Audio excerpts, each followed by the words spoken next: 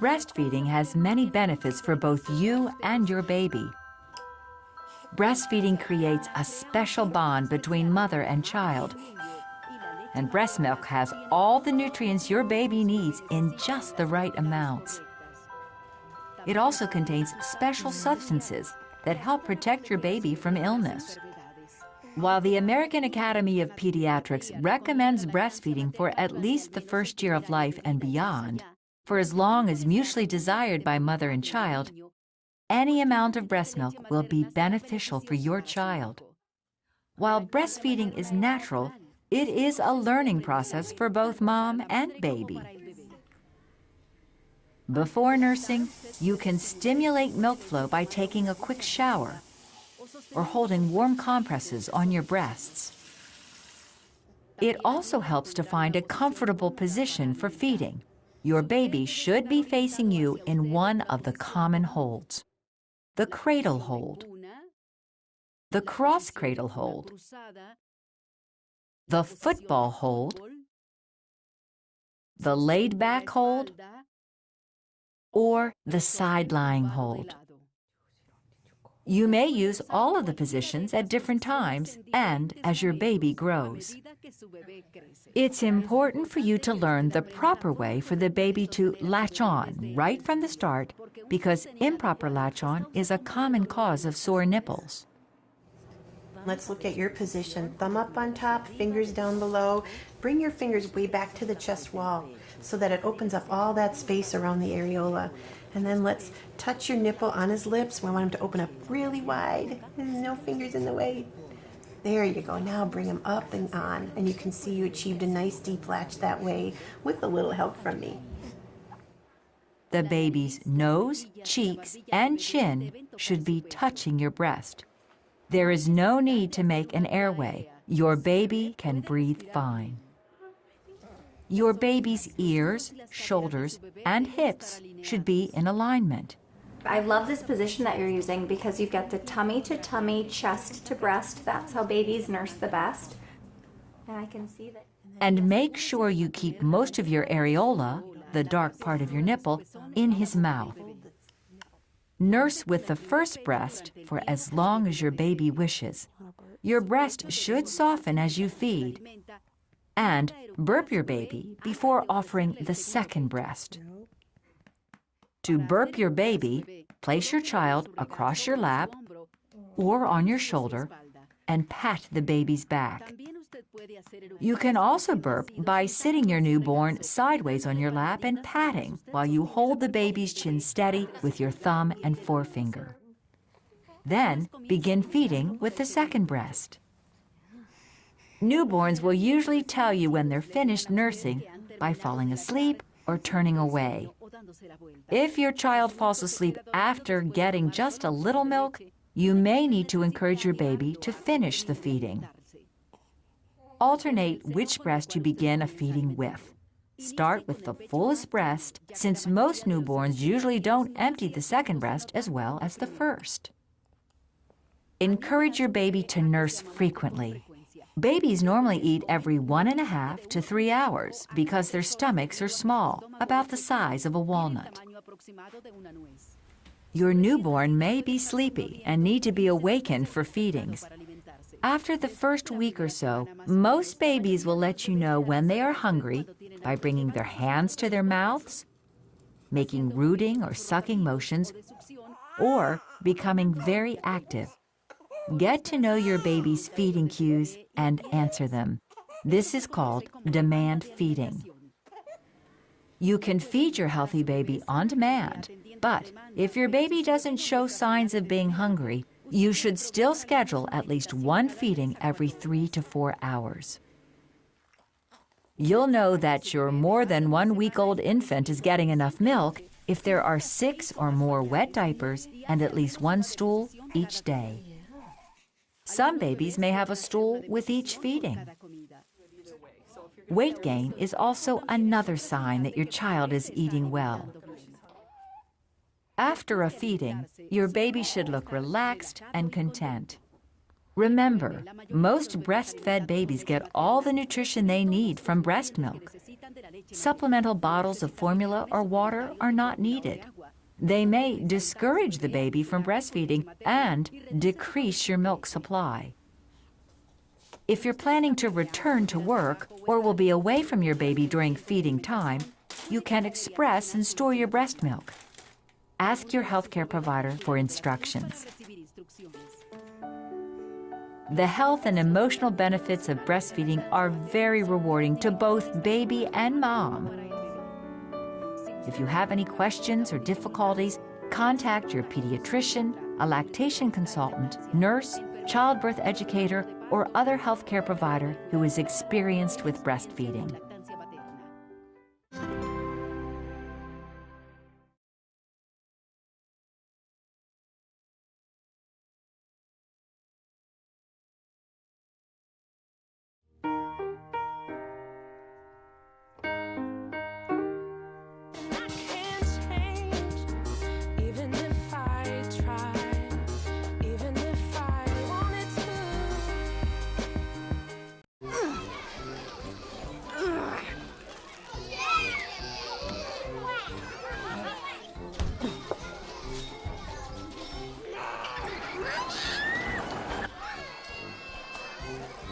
If you love them enough to crawl into a play place to get them to come down, then surely you'll check nhtsa.gov/the right seat to make sure they're in the right car seat.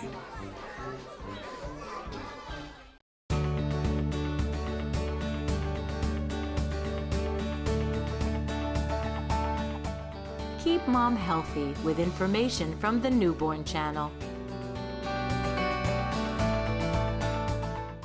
Congratulations! With your new arrival comes lots of joy and the need for lots of diapers.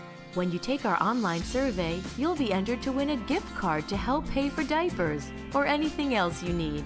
Your feedback will be used to ensure patients continue to get the best information possible about newborn care, breastfeeding, baby safety, and more. Simply go to the URL shown or text diapers to 411-247 to complete this survey today.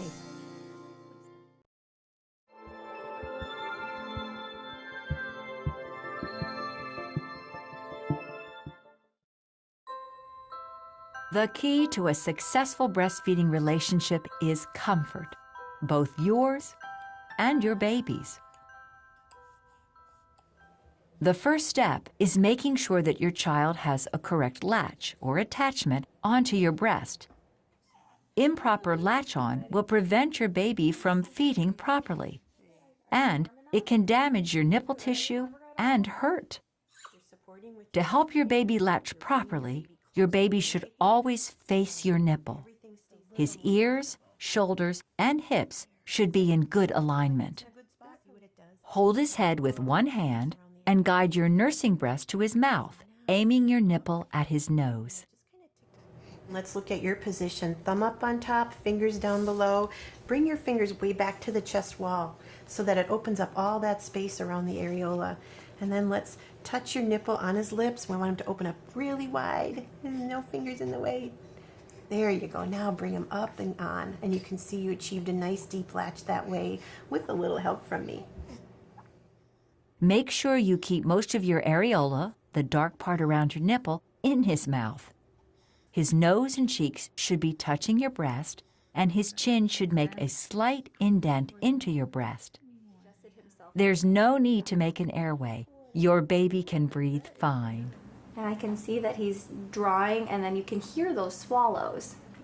So you know that he's getting something. You can tell your baby is actively feeding when his jaws are moving and you can hear his rhythmic swallowing. It looks like he might have slipped down a little bit lower on the nipple. I'd like to see him deeper. It may take several attempts to get your baby to latch on correctly. Take your time. Be patient. Tickle his lips, and we're going to wait till he opens nice and big. And let's just wait for that big open mouth. Remember, you and your baby are a team. And then when you're ready, go ahead and there you go. Up and on. Beautiful. Talk to your nurse or lactation expert if you experience any pain or discomfort that does not go away within a minute or two, or sore nipples during latch-on or nursing. Knowing how to remove your baby from your breast properly is also very important. If your baby has a poor latch and you want to start over, or if your baby has fallen asleep while still attached, you'll need to break the suction between your baby's mouth and your breast. Do not pull your nipple out of his mouth. This will hurt and can damage your nipple tissue. To break the suction, insert your finger inside the baby's mouth between his gums. Slide it along your nipple until the latch is released. You can break suction by simply taking your baby finger, and I'm going to touch you just briefly. We're going to gently press right there and use your baby finger to release his suction and then gently take him away. Proper latch-on and release will keep your nipples healthy and avoid discomfort. If you have any questions or concerns about your latch, contact your healthcare provider or a lactation consultant. Breastfeeding pain-free will make it easier for you to continue to breastfeed, increasing the benefit to both you and your baby.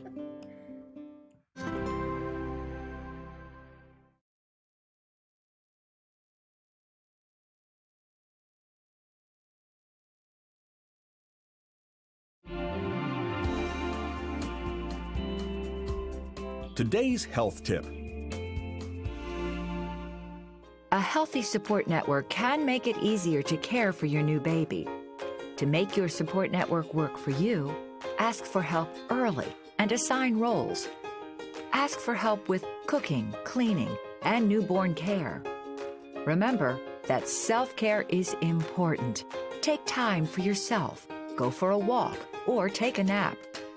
Don't be afraid to ask for help so you can spend more time bonding with your new baby. For more information on building a support network, go to healthychildren.org.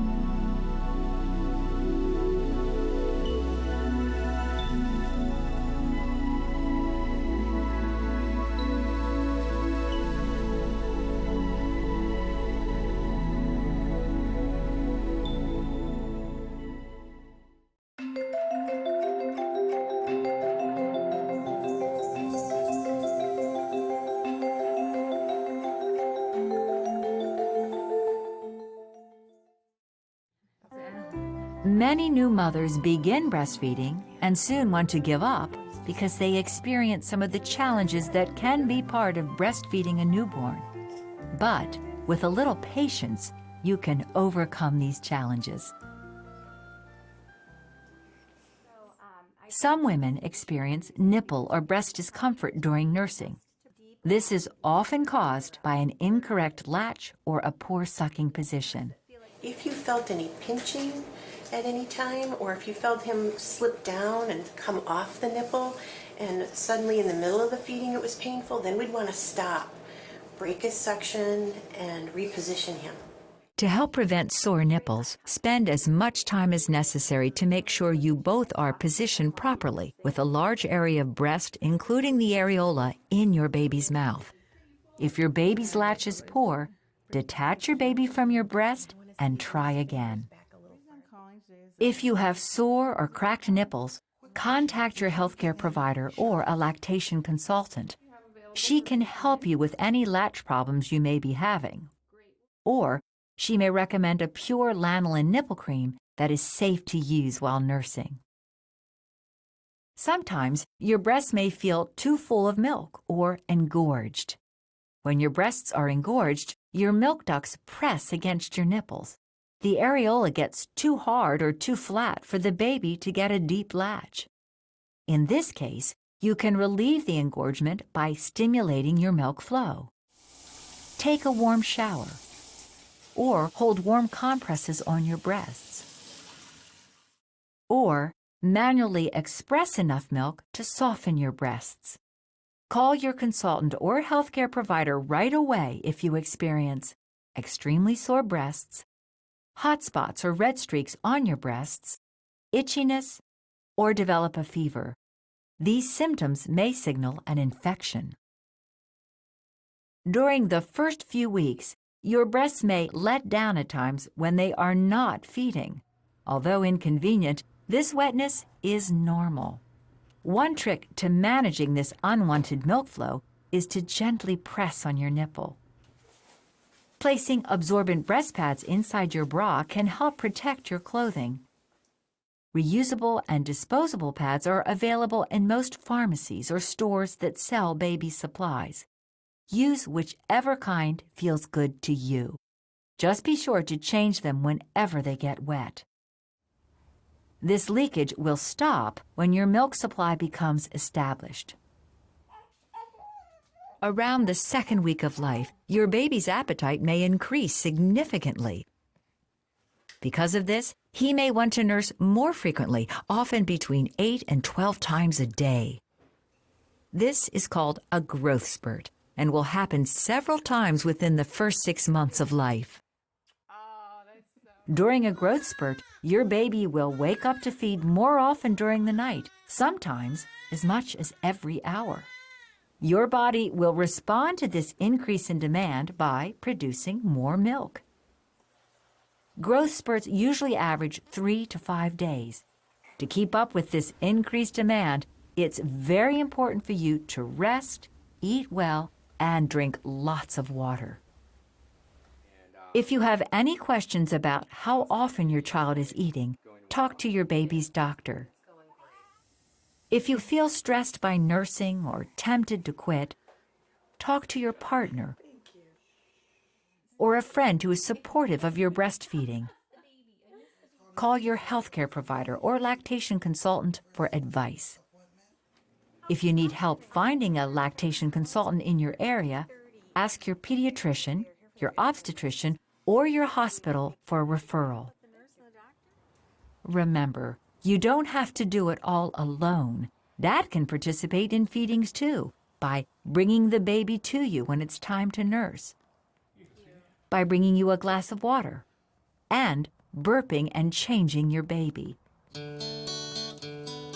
Whatever challenges you face during breastfeeding, remember, the health and emotional benefits of a comfortable breastfeeding relationship will be rewarding to both you and your baby.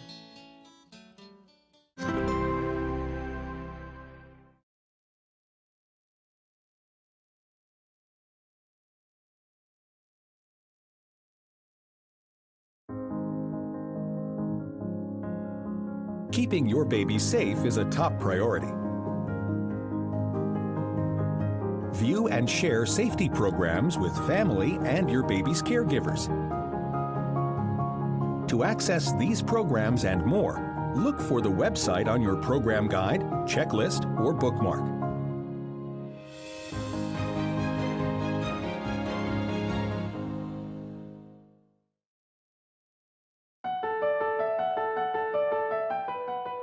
Washing your hands often is one of the best ways to protect you and your community against infections and illness. Use soap and water. Make sure you scrub in between your fingers. Wash your hands for at least 20 seconds. Sing the ABCs while you do it.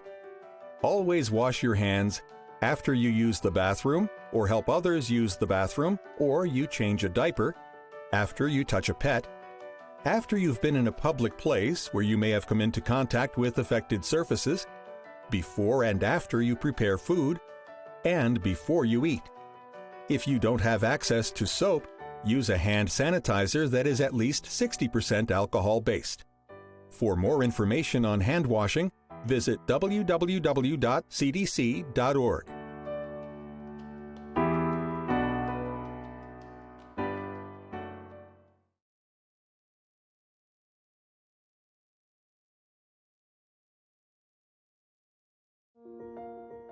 Going back to work is definitely a factor in women's decision to breastfeed. A lot of people think once you go back to work that you immediately have to stop breastfeeding. And there are a lot of options for moms who are returning to work who want to breastfeed. And the one thing that it takes is planning. In a lot of areas, there are laws that protect moms who are returning to work who want to breastfeed. A lot of workplaces provide a time and a place for you to express breast milk. I had found a new job, and I was very upfront about that I was a breastfeeding mom and that I would need a place to pump. It didn't matter where I was. I would post up a little sign saying, "Do not disturb pumping," and I would just go into any empty office. I found that the only place that had a lock was actually a broom closet, a utility closet, and I would pump in there. It was clean because I refused to pump in a bathroom. Speak to your supervisor and let them know what your needs are and help, kind of go in with a plan.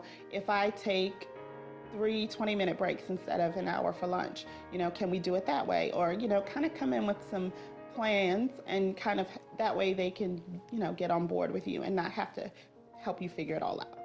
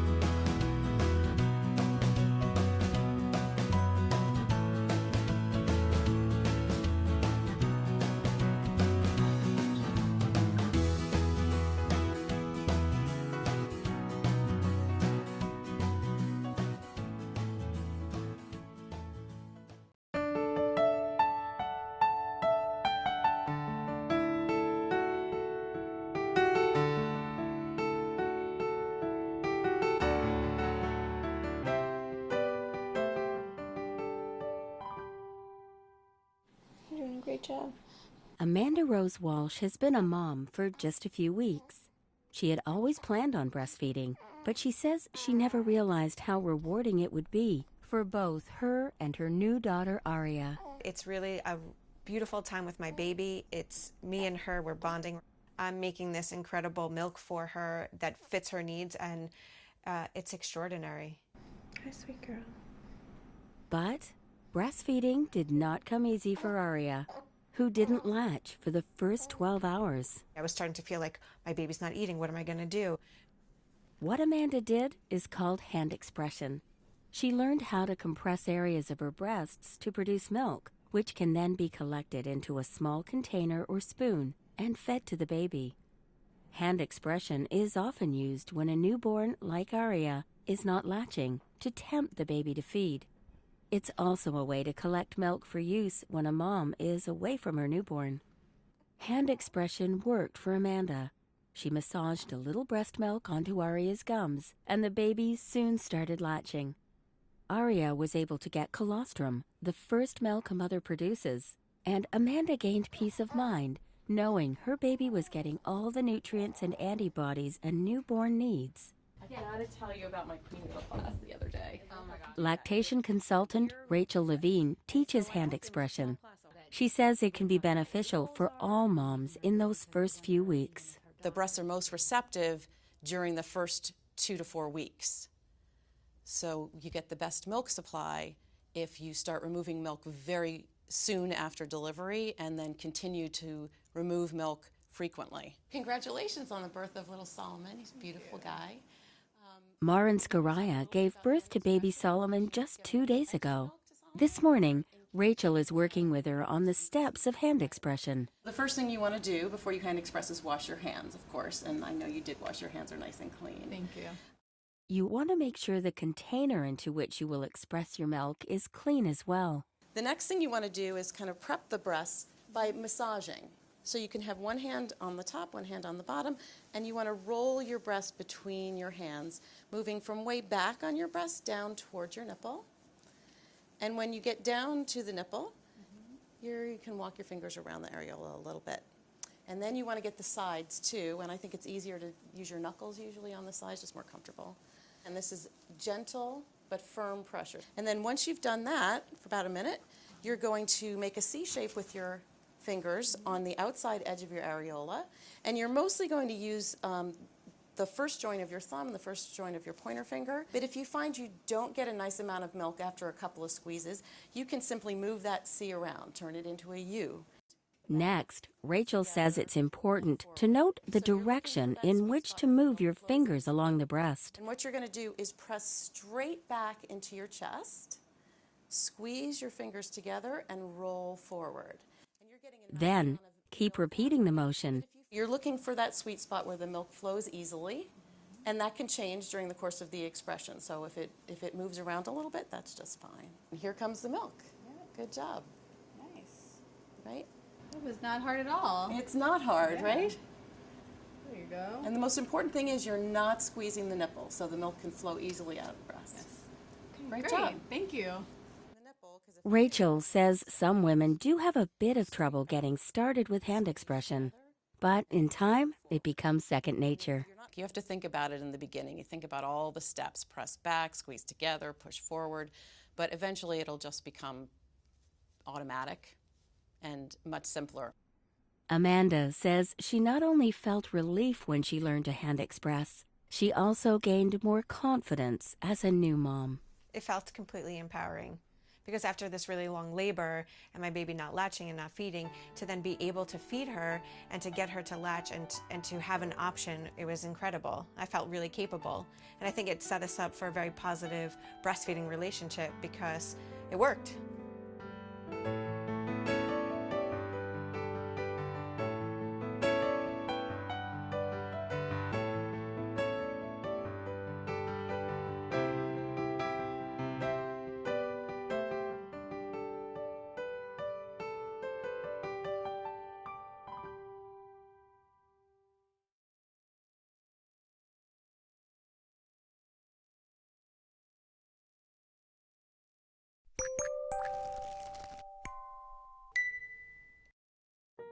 Shaken baby syndrome, also called abusive head trauma, is an injury to the brain that happens when a baby or young child is shaken or thrown. Shaking an infant or child, even for just a few seconds, can lead to serious injury and should never be done. Normal play, like swinging a baby gently, will not cause injury, but your baby's brain is fragile. Her spine is just developing. Her head and brain are large and heavy, but her neck muscles are weak. They can't support her head easily and can't protect against sudden movement or whiplash. Any forceful shaking can cause the brain to move back and forth inside the skull, leading to injury. Shaken baby syndrome can cause bleeding, swelling, and bruising in the brain, tears in brain tissue, nerves, and blood vessels, bleeding in the eyes, blindness, seizures, spinal injuries, and death. Sometimes you may not be able to tell your baby has been injured because you can't see the damage. It doesn't mean it isn't there. Even minor injuries to the brain over time can cause serious health, behavior, and learning problems. But shaken baby syndrome can be prevented. The most common cause of shaken baby syndrome is frustration from a parent or caregiver because a baby is crying. Crying is your baby's way of communicating with you. Babies cry when they are tired, hungry, wet, lonely, or uncomfortable. However, some babies will also cry for what seems like no reason at all. When a parent or caregiver can't stop a baby crying, it can lead to stress, frustration, and anger. You may want to shake the baby to make them stop. It is never okay to shake a baby. Instead, find other ways to relieve your frustration. Sing to your baby or rock him. The soft sounds and gentle movements can help calm both you and your baby. Take a break. Put your baby down in a safe place like his crib or bassinet and walk away for a little while. Count to 10 and breathe. When you have calmed down, check on your baby. He may have calmed down as well, or you may be in a better frame of mind to care for him. Get some rest. You may be tired and not have the patience you need to handle your baby's needs. Get a good night's sleep when you can. Call someone close to you for help. Family and friends can give you a much-needed break if you ask for help. Don't be afraid to contact your healthcare provider as well. Talk to her about support groups, counseling, or medication to help you relieve your stress. And finally, when someone else is caring for your child, make sure they understand the dangers of shaken baby syndrome as well. And talk to them about their coping strategies to relieve stress and frustration. Remember, your baby will stop crying eventually. Crying usually peaks at 6 to 8 weeks and starts to reduce by 3 to 4 months. But if your baby cries a lot and nothing you do seems to help, you may want to talk to your baby's doctor to ensure there are no hidden health reasons for the crying. Shaken baby syndrome can cause severe injuries and lasting damage to your baby. It only takes a few seconds. Never shake your baby. Find ways to cope with your own stresses and frustrations to keep your baby safe and healthy.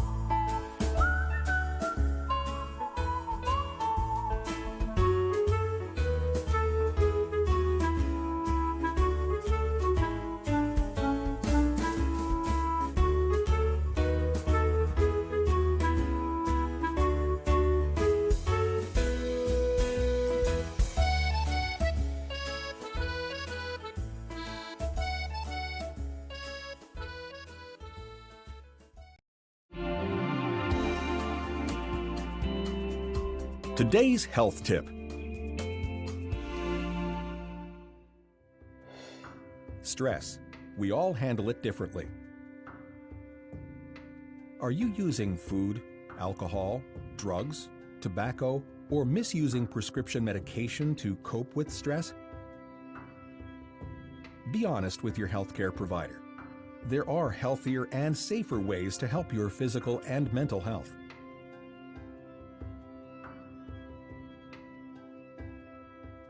Go to www.nami.org for tips to help you cope with stress.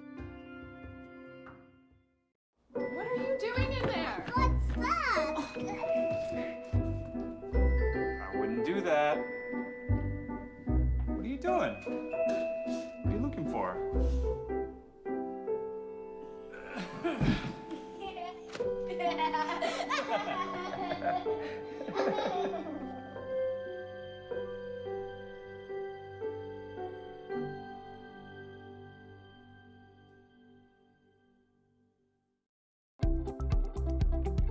Are you enjoying what you're watching? To access even more information about how to care for your new baby, visit our online video and resource library at home. Go to the website on your program guide, checklist, or bookmark.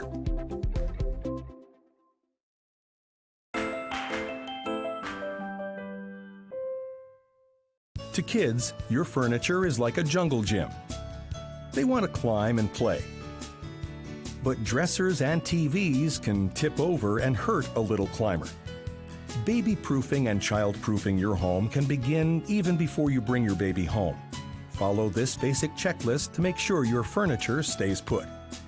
Do secure your furniture. Use wall anchors to secure anything that may tip over to the wall behind it.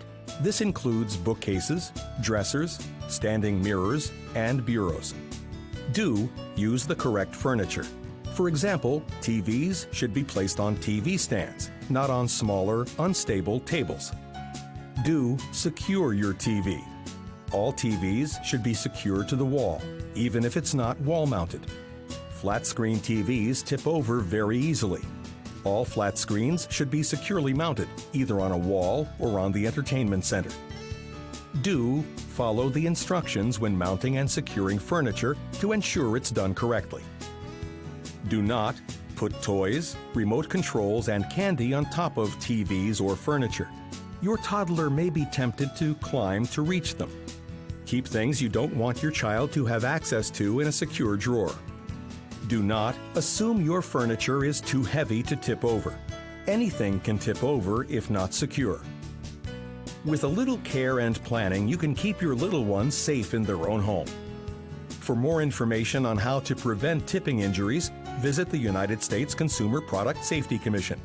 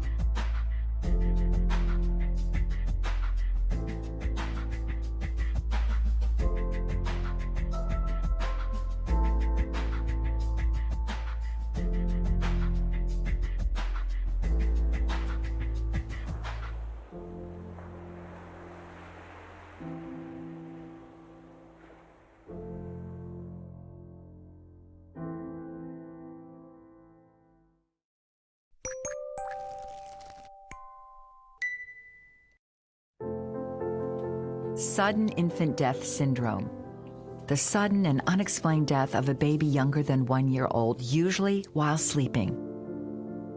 Few things are more frightening for new parents. But parents and caregivers can help reduce the risk of SIDS by creating a safe sleep environment for baby. The most important thing you can do is always place your baby on her back to sleep, both during naps and at night. This is the safest sleep position and the one recommended by the American Academy of Pediatrics. If your baby rolls from her back to her side or stomach on her own, she can be left in that position. Make sure all caregivers, including grandparents, know that the only way to put your baby to sleep is on his back. If your newborn has certain medical conditions, check with your pediatrician about the safest sleeping position. Skin-to-skin contact with your newborn can also reduce the risk of SIDS. Skin-to-skin should be done as soon after birth as possible, at least for the first hour. After that, skin-to-skin is wonderful when you are awake, but if you need to put the baby to sleep, put her in her bassinet on her back. Don't let your baby sleep in a stroller, swing, or car seat. The safest place for him to sleep is in his crib or bassinet. Make sure your baby's crib or bassinet mattress is flat and firm.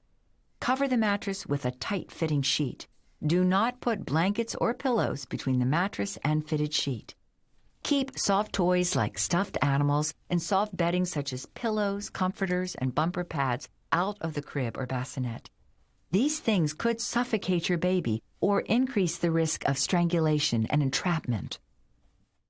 Never place your baby to sleep on a couch, sofa, or armchair. This is a very dangerous place for your baby to sleep. It raises the risk of both SIDS and a falling injury. Share your room with your baby, but not the same bed. The American Academy of Pediatrics recommends doing this for at least 6 months, but preferably until your baby is a year old. Room sharing drops the risk of SIDS by as much as 50%. Room sharing makes it easier for you to feed, comfort, and keep an eye on your little one. But remember, sleeping in the same bed with your baby is dangerous. You can roll onto your baby during sleep, or your baby can get tangled in the sheets or blankets. Only bring your baby into your bed to feed or comfort him. Make sure to remove pillows, blankets, or other soft bedding in case you fall asleep while feeding. If you do fall asleep, move your baby back into his own bed as soon as you wake up. Don't let your baby get too hot. It's also important to keep the room relatively cool. Even a ceiling fan might be useful to keep the air moving through the room. If you are concerned your baby is cold, use a sleep sack. These are made to cover the body and not the head. Consider giving your baby a pacifier at nap time and bedtime. If you are breastfeeding, wait until breastfeeding is going smoothly before giving your baby a pacifier. This usually takes about 3 to 4 weeks. It's okay if your baby doesn't want to use one. Some babies don't like pacifiers. Don't use pacifiers attached to clothing, stuffed toys, or blankets.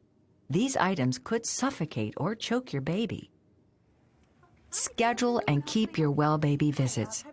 Your baby will receive important immunizations. Research suggests that immunizations may protect against SIDS. Be careful when considering products that claim to reduce the risk of SIDS. There is no evidence that wedges, sleep positioners, and special mattresses work. If you smoke, try to quit. Keep your baby away from smokers and places where people smoke. Setting up a safe sleep environment is the best way to keep your baby safe and healthy and reduce the risk of SIDS. For more information on SIDS and how to reduce your baby's risk, talk to your pediatrician.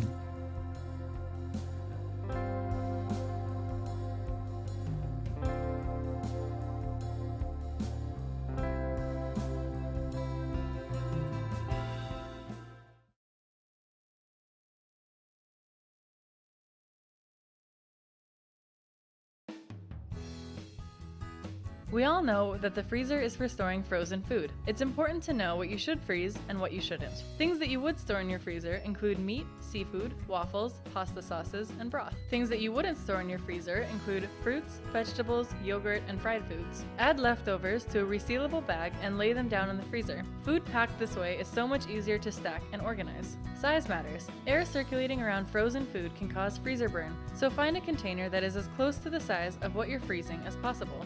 Organize. It's so easy to use plastic tubs or organizers to keep everything together and everything in its place.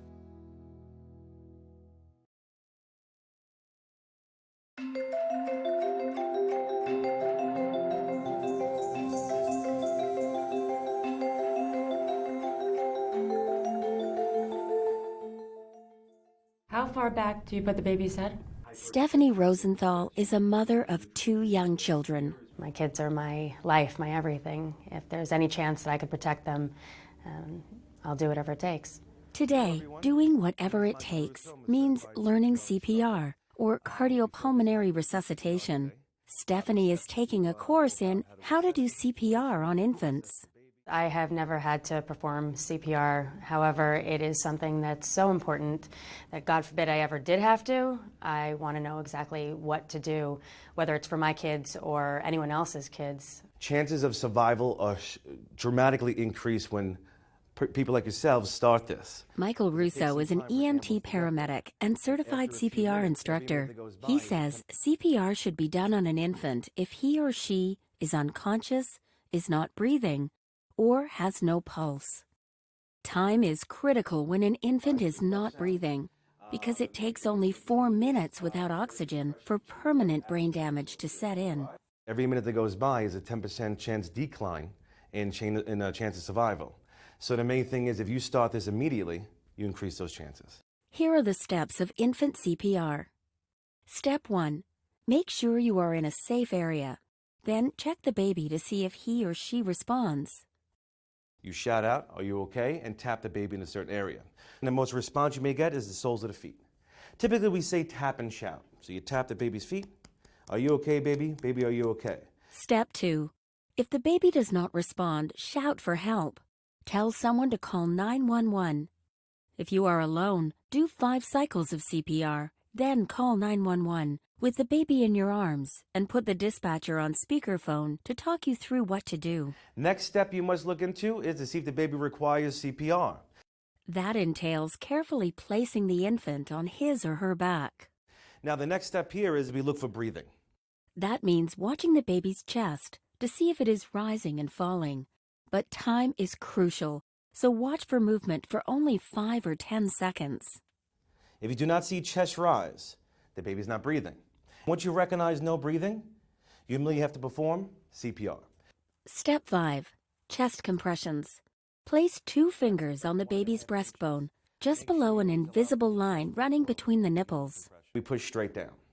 Now when you compress the chest, you want to make sure you compress it adequately. So in the most important aspect, when you compress the baby's chest, you feel a point of resistance. It's about 1/3 of the chest or about 1.5 inches. Step 6. 2 breaths. So you take your mouth, cover both the nose and mouth with your mouth, make a seal, tilt the head back slightly, and give you 2 breaths, enough to see that chest rise and fall. Beautiful. Excellent. And step 7. Repeat the cycle. 30 chest compressions, followed by 2 breaths. Excellent. And those are your major steps. It's fairly simple, it's very effective, and you can bring the baby back before even help arrives. And obviously that's the goal. Still, just knowing the steps is not a substitute for taking a class with a professional instructor. The American Heart Association recommends that every parent and caregiver complete a CPR course. Stephanie Rosenthal is glad she did. I, as a mom, always want to know that I have the most information possible to protect my children. So if I can take an extra course and I can learn how to protect them, I'm there and I will know much better what to do.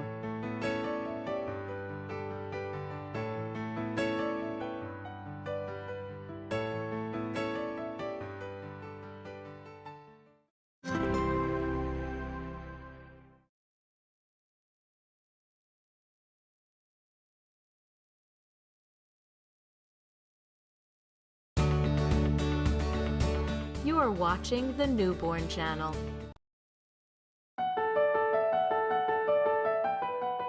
Washing your hands often is one of the best ways to protect you and your community against infections and illness.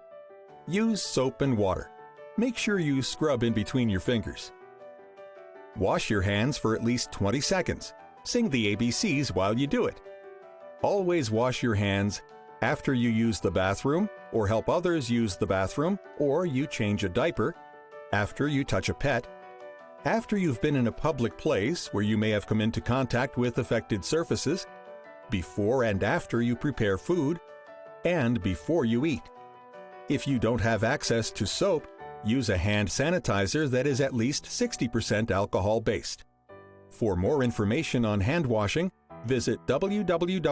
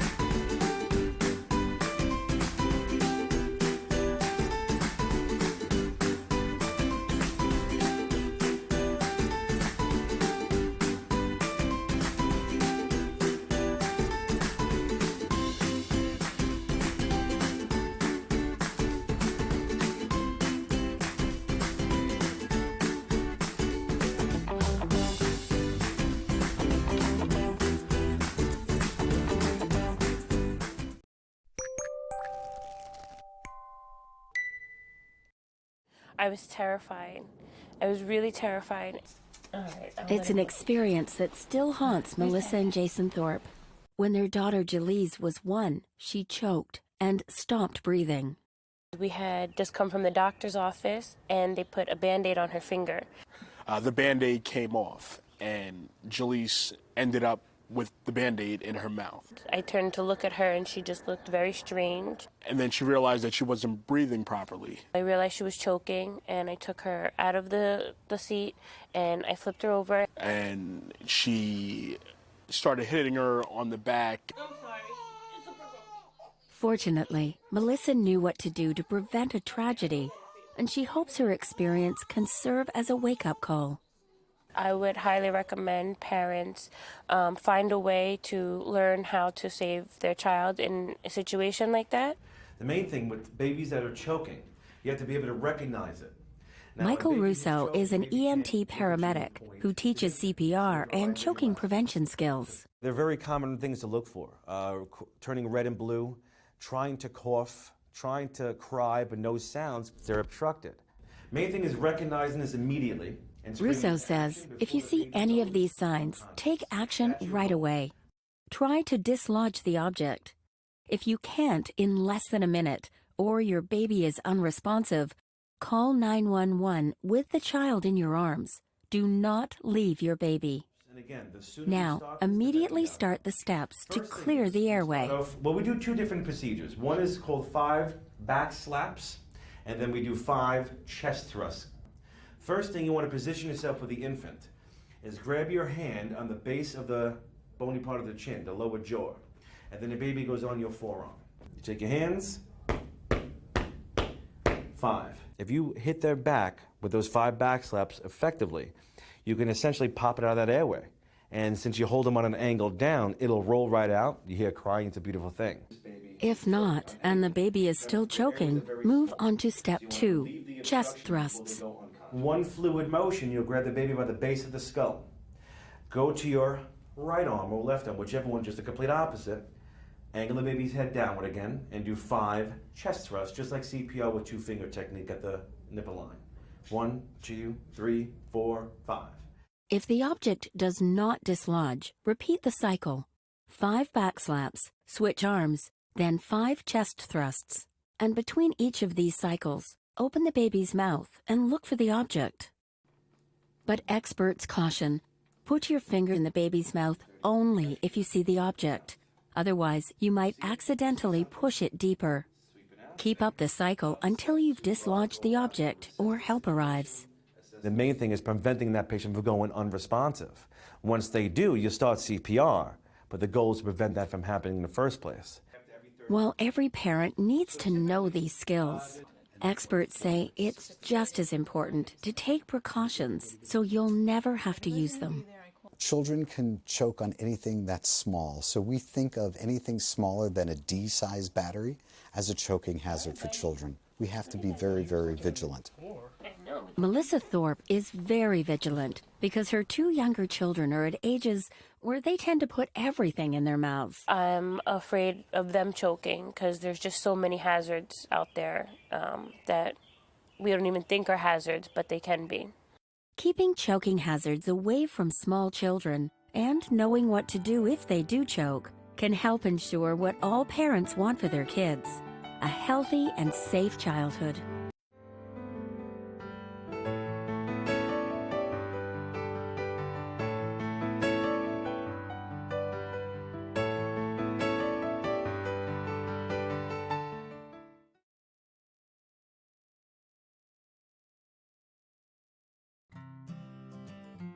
It is easy to make fresh homemade tomato sauce, preserving a taste of your summer. You want to use fresh, ripe tomatoes. 5 pounds of tomatoes will net you about 4 pints of delicious sauce. We need to peel the tomatoes. One easy way to do this is to simply drop them in a pot of boiling water for about 30 seconds. The skins will slide right off. Don't forget to let them cool. It's time to chop them. You can do this by hand or use a food processor. Dice up some onions and saute over medium-high heat until they soften and are translucent, stirring constantly about 7 to 8 minutes. Add the garlic and cook for another 60 seconds. Add the tomato paste and cook for another 1 to 2 minutes, stirring occasionally. Add the chopped tomatoes and bring to a boil. If you're adding any dry herbs, now is the time. Once it reaches a boil, lower to medium-low and let simmer, uncovered until it thickens about 2 to 3 hours. Stir occasionally. Once it reaches your desired thickness, season with salt and pepper and let cool. If you're adding fresh herbs, this is the time. Once it is cooled to room temperature, simply spoon into resealable plastic freezer bags, BPA-free plastic containers, or freezer-safe glass jars. A delicious homemade tomato sauce. Enjoy!